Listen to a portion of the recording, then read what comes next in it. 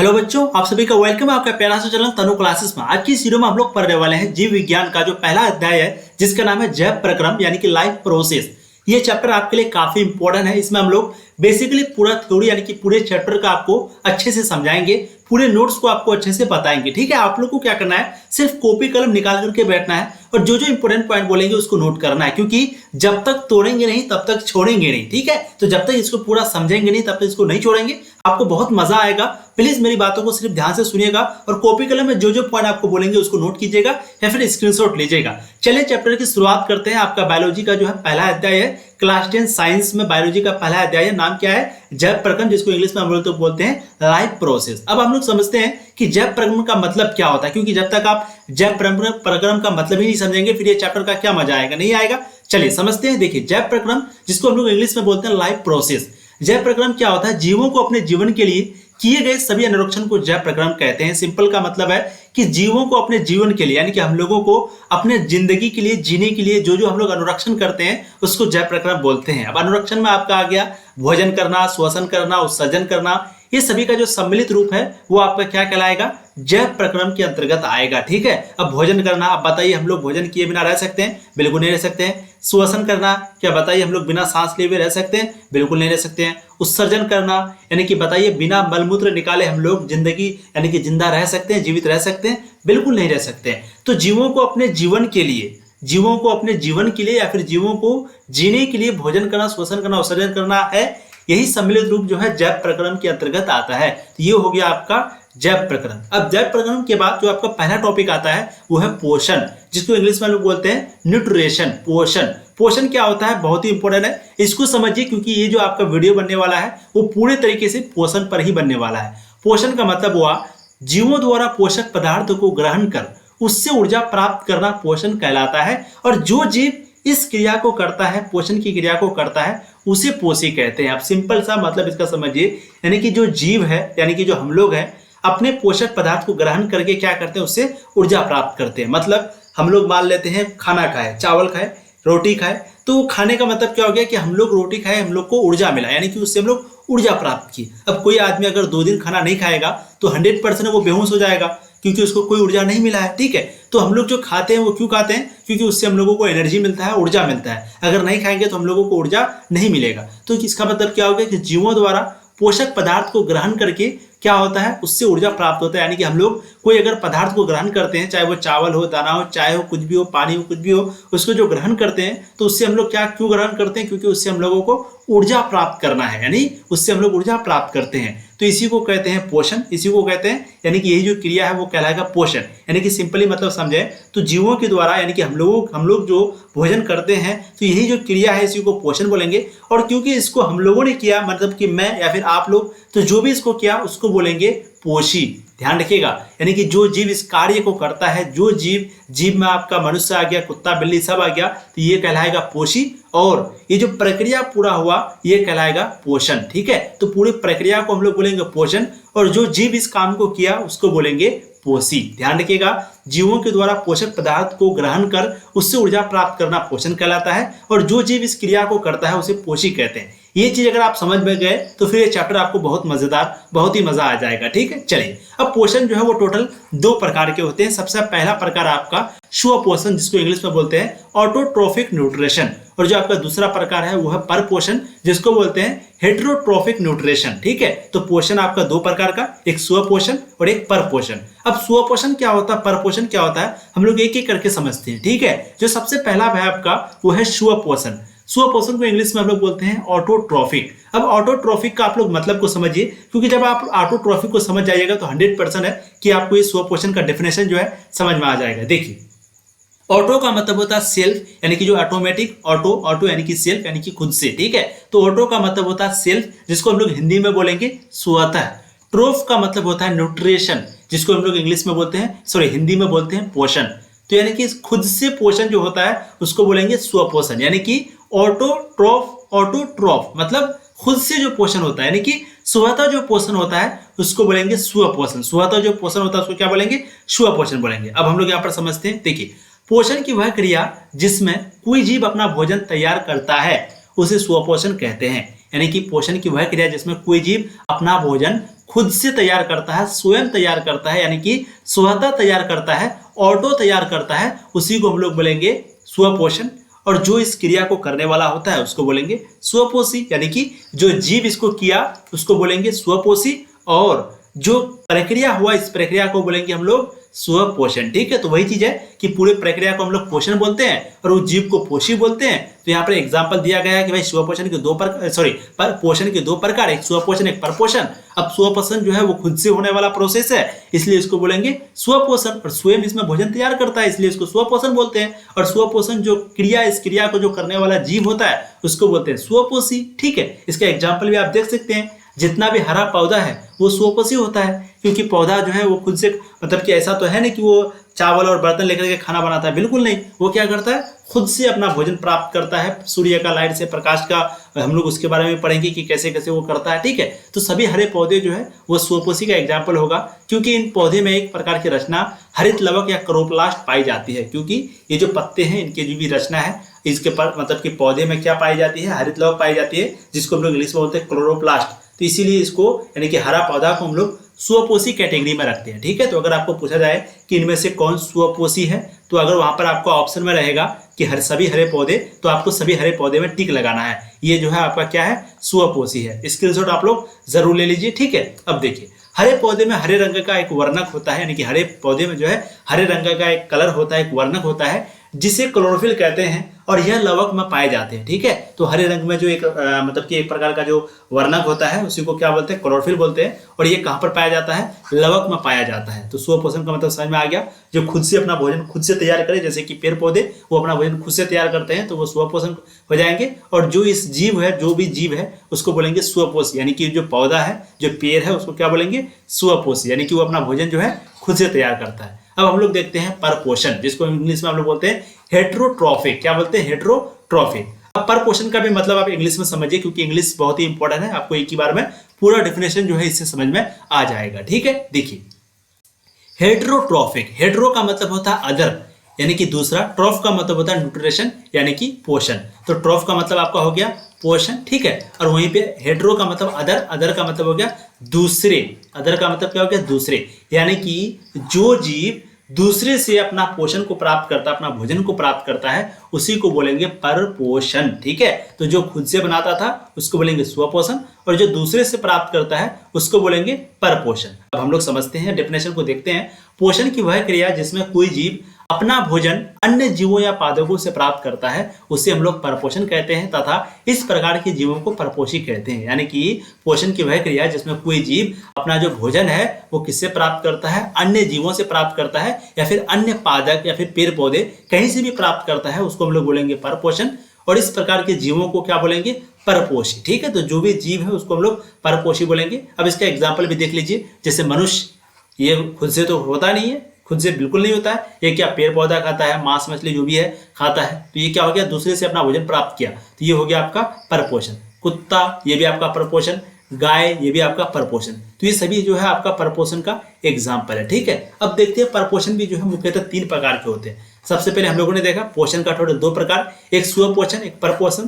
स्वपोषण का कोई भी प्रकार नहीं है, स्वपोषण मतलब जो खुद से भोजन तैयार करता है उसी को स्वपोषण बोलेंगे। लेकिन परपोषण में जो है आपका प्रकार है, टोटल 3 प्रकार है। एक है आपका परजीवी पोषण, एक है मृतजीवी पोषण, एक है प्राणी संपोषण। अब देखिए, परपोषण तो आपको समझ में आ गया कि जो जीव अपना भोजन दूसरों से या फिर दूसरे जीवों से प्राप्त करता है उसको परपोषण बोलेंगे। तो इसका मतलब आपको अब ये समझ में आ गया होगा कि हम लोग सिर्फ दूसरे जीव से ही भोजन को प्राप्त करने वाले हैं, सिर्फ दूसरे जीव से ही, उसी के बारे में हम लोग पढ़ने वाले हैं। ठीक है, देखिए, परपोषण जो है मुख्यतः 3 प्रकार के होते हैं, परजीवी, मृतजीवी, प्राणी संपोषी। अब उसमें से सबसे पहला जो है जो कि है परजीवी, इसको देखते हैं। इसका इंग्लिश को पहले आप देखिए, इंग्लिश क्या है, पैरासिटिक। क्या है, पैरासिटिक। पैरा का मतलब होता है बिसाइड, जिसको इंग्लिश में हम लोग बोलते हैं बगल में, और सिटिक का मतलब होता है न्यूट्रिशन, यानी कि बगल में जो न्यूट्रिशन होता है, यानी कि बगल के द्वारा जो न्यूट्रिशन जो भोजन होता है उसी को बोलेंगे परजीवी पोषण, यानी कि पैरासिटिक। ठीक है, क्या बोलेंगे, पैरासिटिक, जिसको इंग्लिश में यहाँ पर दिख दिए हैं, पैरा मतलब बिसाइड यानी कि बगल में, और सिटिक मतलब न्यूट्रिशन। ठीक है, परजीवी पोषण। परजीवी पोषण क्या है,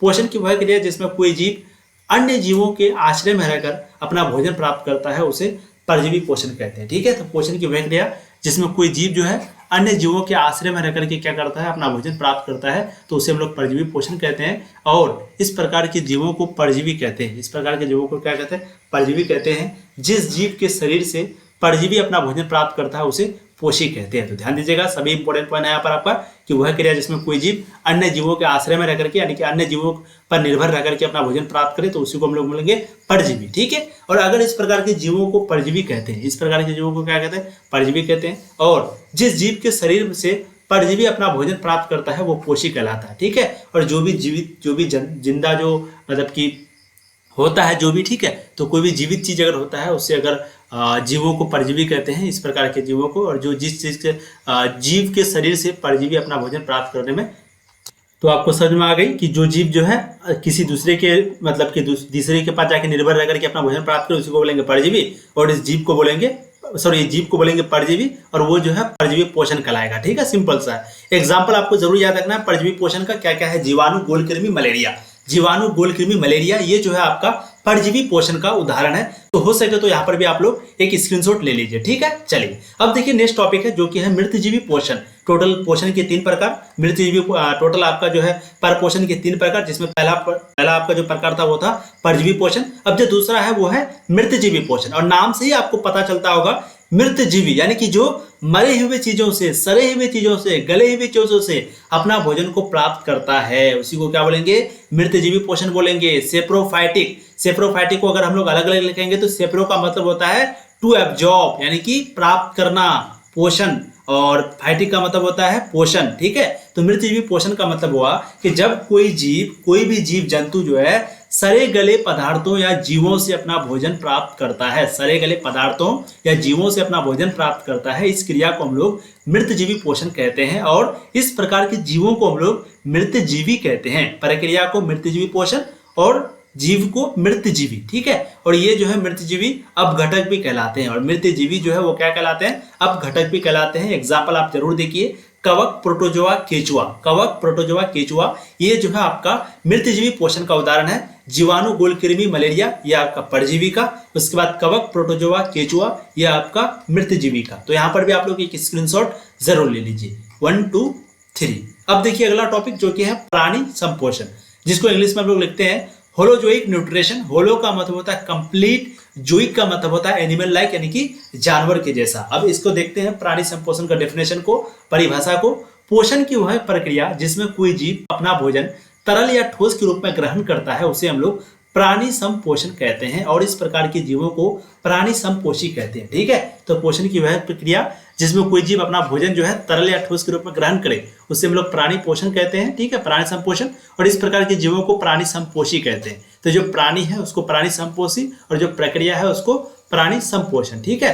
वैसे जीव जिनमें इस विधि से पोषण होता है उसको बोलेंगे प्राणी संभोजी। तो वैसा जीव जिनमें जो है इस विधि से क्या होता है, पोषण होता है, उसको बोलेंगे प्राणी संभोजी। क्या बोलेंगे, प्राणी संभोजी वो कहलाते हैं। ठीक है। एग्जाम्पल आप देख लीजिए, मनुष्य हो गया, गाय हो गया, कुत्ता हो गया, बिल्ली हो गया इत्यादि, ये सभी जो है आपका प्राणी संपोषण के क्या है, उदाहरण है। ठीक है। अब चलिए अगला देखिए आप लोग, स्वपोषी पौधे के अंग। बहुत ही इंपॉर्टेंट टॉपिक है। स्वपोषी जो है उसका पौधा, यानी कि स्वपोषी क्या करता है, खुद से अपना भोजन तैयार करता है ना, खुद से। एग्जाम्पल आप लोगों ने देखा, सभी हरे पौधे, यानी कि जितना भी हरे पौधे हैं वो क्या करता है, खुद से अपना भोजन तैयार करता है। ऐसा तो है नहीं कि आप उसको जाके खाना खिलाते हैं, तो खुद से भोजन को तैयार करता है। स्वपोषी पौधे के विभिन्न अंग में जो पहला है आपका जी, तो स्वपोषी पौधे के अंग में जो पहला है, यानी कि स्वपोषी पौधे अंग में जो पहला है वो पत्ता, इसी के द्वारा तो होता है, तो ये कहलाएगा प्रकाश संश्लेषी अंग। पत्ता को बोलेंगे प्रकाश संश्लेषी अंग, क्लोरोफिल को बोलेंगे प्रकाश संश्लेषी अंगक, और क्लोरोफिल का जो अणु है उसको बोलेंगे प्रकाश संश्लेषी इकाई। ठीक है, ध्यान रखिएगा, पत्ता को प्रकाश संश्लेषी अंग, क्लोरोफिल को प्रकाश संश्लेषी अंगक, क्लोरोफिल का अणु को प्रकाश संश्लेषी इकाई। अब यहाँ पर देखिए कुछ पौधे जो है वो 2 प्रकार के होते हैं, एक मृतजीवी भी होते हैं, एक परजीवी भी होते हैं। मृतजीवी में आपका आ गया कौन कौन, एक मशरूम जिसको बोलते हैं कुक्कुट पालन। ठीक है। अब परजीवी पोषण में आ गया आपका अमरबेल, जो कि आपका कसकाटा। ठीक है। तो यह हो गया आपका परपोषी का, जो 2 प्रकार के होते हैं परपोषी का। ध्यान रखिएगा, स्वपोषी पौधे के विभिन्न अंग के बारे में हम लोग ने देखा, और कुछ पौधे जो कि सरपोषी, हाँ, जो कुछ पौधे हैं जो कि परपोषी होते हैं, जो 2 प्रकार के होते हैं, एक मृतजीवी, एक परजीवी। ठीक है। अब हम लोग आगे देखते हैं मृतजीवी यानी कि प्रकाश संश्लेषण की इकाई को हम लोग देखते हैं।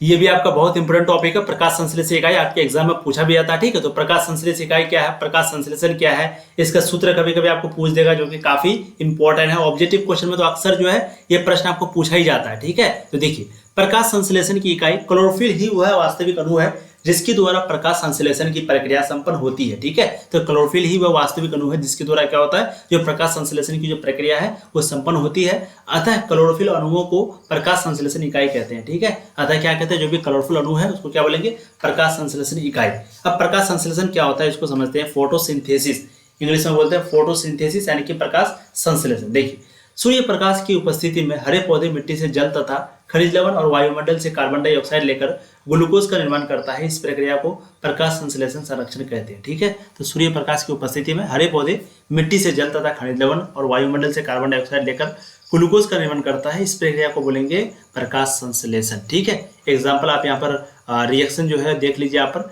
6CO2 + 6H2O बराबर क्या है, C6H12O6 6O2, ठीक है। तो ये आपका एग्जाम्पल हो गया 6CO2 + 6H2O, जो कि C6H12O6 + 6O2, ठीक है। एक एक यहाँ पर नोट देख लीजिए। प्रकाश संश्लेषण की संपूर्ण क्रियाएं क्लोरोप्लास्ट में संपन्न होती है, ठीक है। तो प्रकाश संश्लेषण की जितनी भी क्रियाएं हैं वो कहाँ पर होती है, क्लोरोप्लास्ट में होती है, ठीक है। बहुत ही इंपॉर्टेंट टॉपिक है। अब अगला देखिए, प्रकाश संश्लेषण का स्थान। तो प्रकाश संश्लेषण कहाँ पर होता है, प्रकाश संश्लेषण उसी पौधे में हो सकता है जहाँ क्लोरोफिल उपस्थित हो, ठीक है। तो प्रकाश संश्लेषण उसी पौधे में हो सकता है जहाँ पर क्लोरोफिल उपस्थित हो। अब अगला है रंध्र, यानी कि स्टोमाटा। तो पत्ते का वह भाग जिसके द्वारा कार्बन डाइऑक्साइड और ऑक्सीजन आदान प्रदान होता है उसे हम लोग रंध्र कहते हैं, ठीक है। तो पत्ते का वह भाग जिसके द्वारा कार्बन डाइऑक्साइड और ऑक्सीजन का आदान प्रदान होता है उसे क्या बोलेंगे, रंध्र बोलेंगे। अब आपका रक्षक कोशिका, वह कोशिका जो पेड़ पौधे के रंध्र को सुरक्षा प्रदान करता है उसे बोलेंगे रक्षक कोशिका। तो एक एक पॉइंट को आपको याद रखना है, दिमाग में रखना है, ठीक है। चीजें आपको समझ में आ रही है। तो रक्षक कोशिका हो गया वह कोशिका जो पेड़ पौधे के रंध्र को सुरक्षा प्रदान करते हैं उसे रक्षक कोशिका बोलेंगे। और रंध्र हो गया पत्ते का वह भाग जहाँ पर कार्बन डाइऑक्साइड, यानी कि जहाँ से वो सांस लेता है, पेड़ पौधा जहाँ से सांस लेता है उसी को बोलेंगे प्रकाश संश्लेषण, ठीक है। प्रकाश संश्लेषण का स्थान जो आपको समझ में आ गया। प्रकाश रंध्र के बारे में समझ में आ गया। ऑक्साइड और ऑक्सीजन का आदान प्रदान होता है, इसे रंध्र कहते हैं। अब यहाँ पर आप लोग देखिए हरित लवक क्लोरोप्लास्ट। हरित लवक क्या होता है, आपके एग्जाम में पूछा भी जाता है हरित लवक के बारे में, जिसको इंग्लिश में बोलते हैं क्लोरोप्लास्ट, ठीक है। देखिए, एपिथेलियम उत्तरों से बना होता है। प्रकाश संश्लेषण के लिए 4 पदार्थों की आवश्यकता होती है, ठीक है। एपिथेलियम जो है वो उत्तरों से बना होता है। प्रकाश संश्लेषण के लिए 4 पदार्थों की आवश्यकता होती है। कोई पौधा प्रकाश संश्लेषण की क्रिया को संपन्न कर सकती है जिसमें क्लोरोफिल होना ही हरा रंग है, ठीक है। तो कोई पौधा प्रकाश संश्लेषण की क्रिया को संपन्न कर सकती है जिसमें क्लोरोफिल होना ही हरा रंग है, ठीक है। यानी कि उस पर क्लोरोफिल अगर रहेगा तो 100% प्रकाश संश्लेषण की क्रिया कर लेगा, लेकिन कोई अगर रंग रहेगा और खूब लाइट रहेगा तो प्रकाश संश्लेषण की क्रिया को नहीं कर सकता है। तो एग्जाम्पल यहाँ पर दिखाया गया है कैरोटीन, दिखाया गया है आपका कैरोटीन, ठीक है। आपका जो नेक्स्ट वीडियो आएगा पार्ट 2, वहाँ पर हम लोग अमीबा में क्वेश्चन से शुरू करेंगे। अमीबा में क्वेश्चन पढ़ाएंगे, पैरामीशियम पढ़ाएंगे, फिर एक एक करके मनुष्य का जो आहार है एक मग यानी कि सब कुछ हम लोग एक एक करके देखेंगे, ठीक है। तो आज हम लोग यहीं तक रहने देते हैं। पार्ट 2 में आपका अमीबा में क्वेश्चन पढ़ेंगे।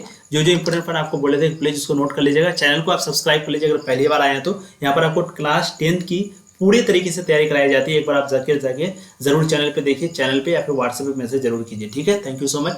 ऐसे आप लोग पढ़ाई करते रहिए। आपका पार्ट 1 था, जो पार्ट 2 आएगा उसको भी जरूर देखना है। ऐसी पढ़ाई करते रहिए। All the very best.